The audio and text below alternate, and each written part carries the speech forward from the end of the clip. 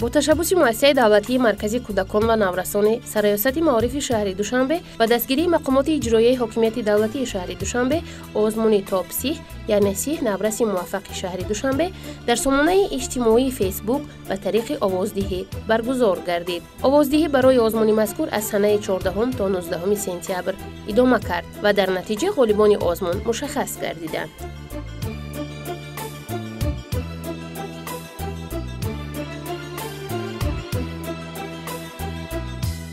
روز 22 سپتامبر بخشیده به این روز در صحن حولی مؤسسه دولتی مرکزی کودکان و نورسان سرایست معارف شهر دوشنبه محصول ایجاد اعضایان محفل کسب و هنرآموزی این مؤسسه به نمایش گذاشته شده بود که دقت تماشابینان را به خود جلب می ساخت. سید و سمینه خواننده صنف نهم لیسه رقم 3 برای خوانندگان بالایاقت شهر دوشنبه غالب آزمون جمهوریوی فروغ صبح دانای کتاب است در سال 2020 بوده. محبت به نواختن اسباب موسیقی پیانو دارد. او در قطار 30 نورس موفق شهر دوشنبه سزاوار مقام شد.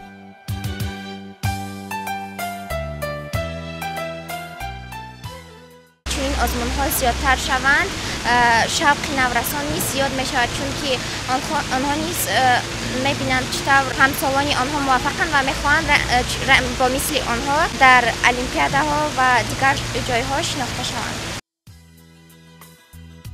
بنظیر عالم و خواننده صنف دهم مکتب تحصیلات میانه عمومی رقم 8 شهر دوشنبه دارنده کمربندی سیاه از نمود ورزش تکواندو همزمان اعضای فعال محفل شاهماه در این مرکز دیگر نورسی موفق می باشد که از تشکیل و برگزاری چنین آزمون ها اظهار خوشنودی کرد.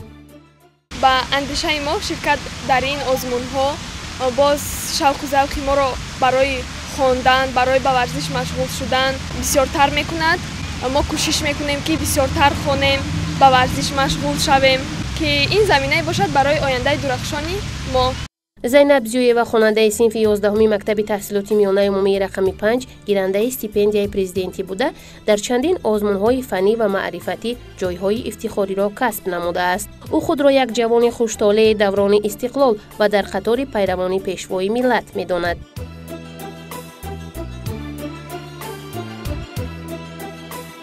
واقعاً هم جوانان قوه بزرگ، نیروی سازنده و آینده ملتند. قید نمودند سرور و پیشوای معظم ملت محترم امام علی رحمان.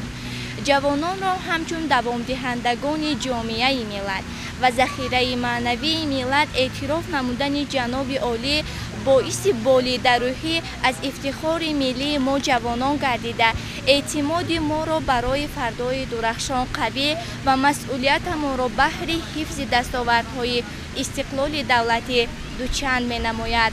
ما جوانان واقعا هم نسل خوشبخت زمانیم، زیرا در زیر سایه صلح و ثبات و آباد و زیبا عمر به سر میبریم و ما جوانان وعده میدهیم که با درک مسئولیت شناسی بهر پیشرفت کشوری اصیل و زیبای خویش و همچون پیروان اصیل پیشوای معظم ملت در راه پیشرفت کشورمان زمینه مساعد میگذاریم و من از جمله خوانندگانی میباشم که در آزمون تاپ 30 نورس موفق و معروف شهر دوشنبه فعالانه شرکت ورزیده غالبیت را به دست آوردم. چنین آزمون ها به ما نشان میدهند که تا اینکه ما ملکه و مهارت خویش را در سوی راه پیشرفت کشورمان روانه سازیم و ما جوانان وعده میدهیم که همچون جوانانی که هستیم که در راه پیروی پیشوای معظم ملت در راه پیشرفت کشور خویش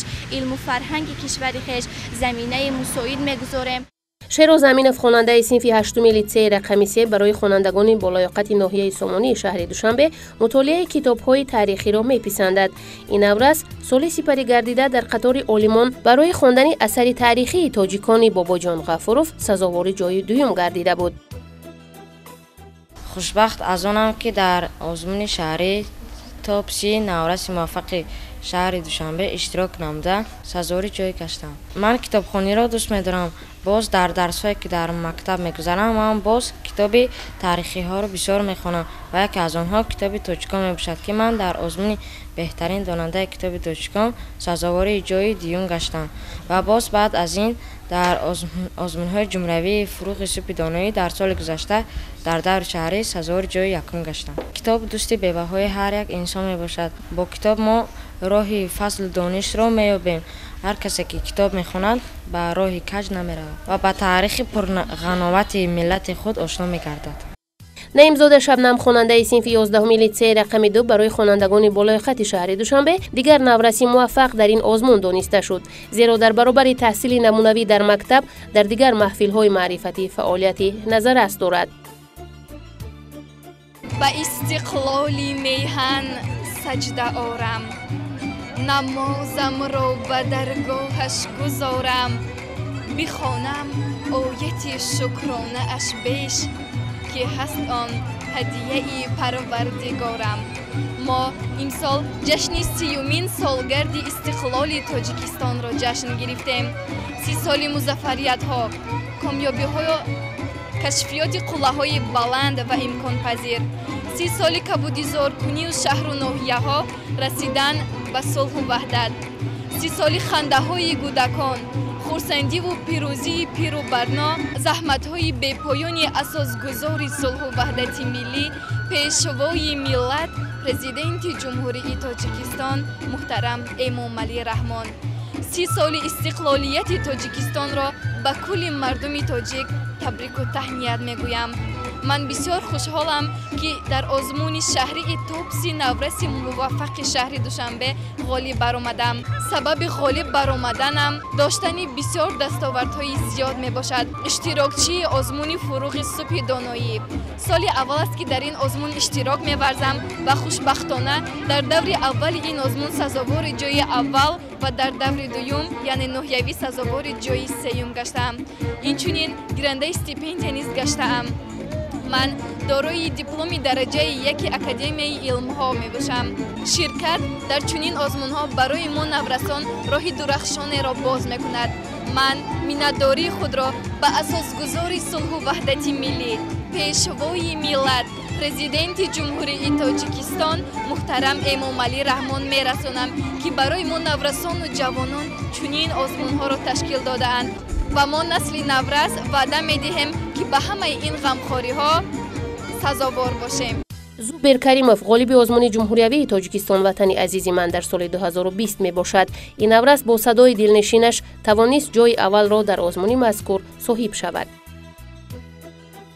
در آزمون جمهوری تاجیکستان وطن عزیز من جای اول را گرفتم و در فستیوال تاپ 30 من اشتراک کرده و جای سوم را گرفتم.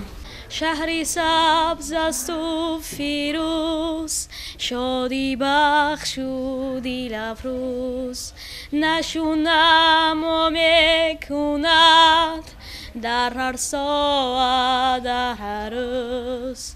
دوشنبه گل‌آباد، شهری خرم و آزاد، سرودی وصفی آن را خوانم با دل شاد.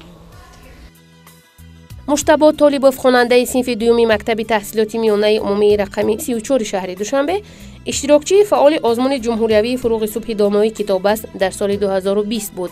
امسال نیز این نورس از روی خواندن و از یاد کردن آثار ادبیات کلاسیک تاجیک و فارس برآمد نموده برای شرکت در دور شهری آزمون مذکور راه خط گرفته است.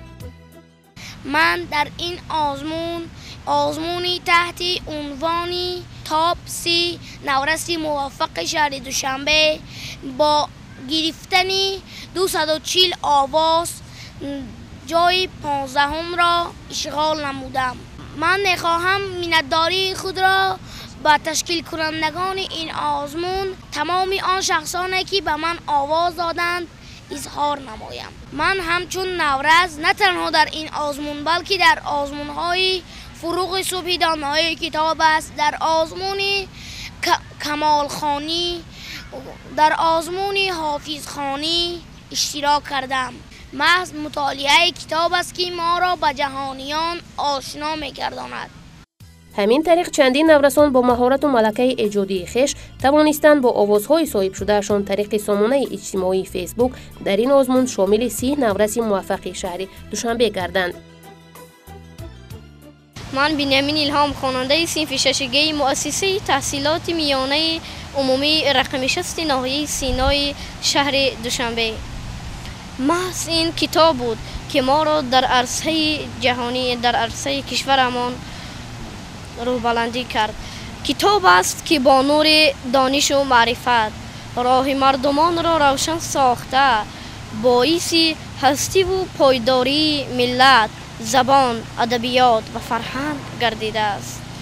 این سخنان پیشوا برای هر یک فرد کشور وابسته است که هر یکی از ما در هر گونه چاره‌بینی‌های فرهنگی اشتراک نموده از آنها یک الهام معنوی بگیریم، چون که هرچند ما در مکتب آموزش داریم، میخوانیم، یعنی که مرکز دیگری ما در این آزمون باز هم از آن خوبتر و فهمیدن است که اگر در آزمون ها اشتراک کرده توانیم، شاید ما در مکتب در دیگر جایها فعالانه اشتراک کرده توانیم. شرکت در چنین آزمون ها خواننده را خیلی هم روح بلند میکند، جهان بینیش را وسیع میکند و در آینده به چی کارهایی که او دارد موفق گردیده میتواند.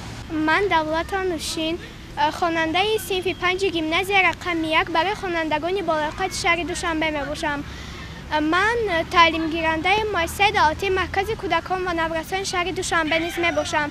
در وقتهای خالیگیم در محفل کتاب دوستداران نورس مؤسسه دولتی مرکز کودکان و نوجوانان شهر دوشنبه آمده تحصیل می نمایم. 2 سال می شود که در آزمون جمهوری فروغ صبح دانای کتاب است.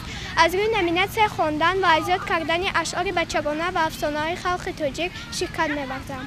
همزمان به نوشتن شعر نیز محبت دارم. می‌خواهم یک شعر ایجاد کرده خودم را که در وصف دوشنبه میباشد قرائت کنم.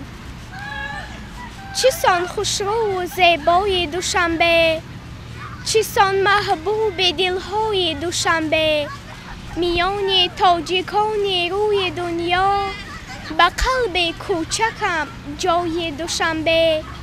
چو شهر خرم و آرام و آباد شده مشهور به دنیای دوشنبه، میان پایتخت‌های سیاره تو یکتای دوشنبه. آغازی هم از سخن سلام است، زیرا که سلام خود احترام است. سعید شازاد شکرالله سعیدشاه هستم، خواننده صنف 11 مؤسسه تحصیلات میانه عمومی رقم 6 در ناحیه اسماعیل سامانی و اینچنین غالب آزمون شهری ТОП-30 نورس موفق و معروف شهر دوشنبه. پیش از همه باعث افتخار به اندازه است که من امروز در بین 30 نفر از غالبان و معروفان شهر دوشنبه شرکت می‌ورزم و مرا از روی آن در این آزمون راه خط دادند که دارنده دیپلم درجه 2 اکادمی ملی علم‌های جمهوری تاجیکستان و اینچنین تعلیم گیرنده محفل ژورنالیستان نورس مؤسسه دولتی مرکز کودکان و نورسان شهر دوشنبه میباشم. این باعث افتخار است، زیرا بعضی آدم‌ها آرزوی آن را دارند که نه تنها در بین 30 نفر بلکه در بین آن 60 نفرهایی باشند که آنها غالب آمدند. شرکت در چنین آزمون‌ها باز هم سویه دانش ما را بالا می‌بردارد و باز هم کوشش به خرج به آن می‌دهیم که به مرتبه‌های از این هم بلند رفته برسیم. شام سنه 22 سپتامبر برنامه فرهنگی و خاطرمان برای این غالبان و پیوندان آنها دایر کرده شد و از جانب تشکیل کنندگان آزمون مذکور به غالبان تحفه‌های خاطرمان و سپاسنامه‌ها تقدیم کرده شد. مورد ذکر است که تشکیل این گونه محفل‌های ایجادی و فراغتی به نورسان نیروی دوچند بخشیده جهانبینی آنها را وسیع و دانششان را کامل می‌گرداند.